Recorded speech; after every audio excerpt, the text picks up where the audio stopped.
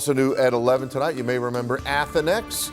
It was a promising pharmaceutical company aimed at providing groundbreaking cancer therapies. Well, after some problems during clinical trials and selling off profitable parts of the business, the Buffalo-based company is filing for Chapter 11 bankruptcy.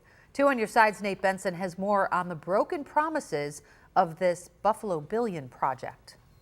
It was a bold promise in February 2016 when then-Governor Cuomo came to Dunkirk and said pharmaceutical company Athenex would create 1,400 jobs. And that New York State would be investing $225 million to provide a state-of-the-art 300,000 square foot manufacturing facility. All part of the ambitious Buffalo Billion program. To use the expression game changer, it's exactly right. But it turned out to be a Buffalo Billion bust. The Dunkirk facility didn't open until the second quarter of 2021, and in January 2022, Athenex moved out and sold its lease to another company.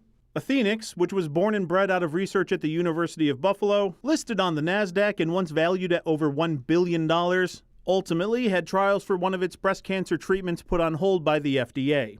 Additionally, Athenex was denied approval for its drugs in the UK. All of that led to the company voluntarily filing for Chapter 11 bankruptcy. Well, the bottom line is that, our state government has never really been good at picking winners and losers. That is certainly something that needs to be looked at. And this isn't the first Buffalo Billion project to fizzle out and leave Western New Yorkers thinking, what happened? IBM was a $55 million unfulfilled promise of 500 software jobs. Then there was the $4.5 million Empire Visual Effects project that promised 150 jobs. Didn't happen. The $150 million Wonder Falls project never broke ground in the Cataract City. And while the $900 million Tesla facility has been up and running for years, $200 million worth of equipment sat idle in a warehouse and was either scrapped or sold. That is a lot. That's a lot. Senator George Borrello was a county legislator and county executive in Chautauqua County when the Athenex facility in Dunkirk was being built. We're all very hopeful with Athenex. This whole idea of picking winners and losers, let's just make it more affordable to do business in New York State for everyone.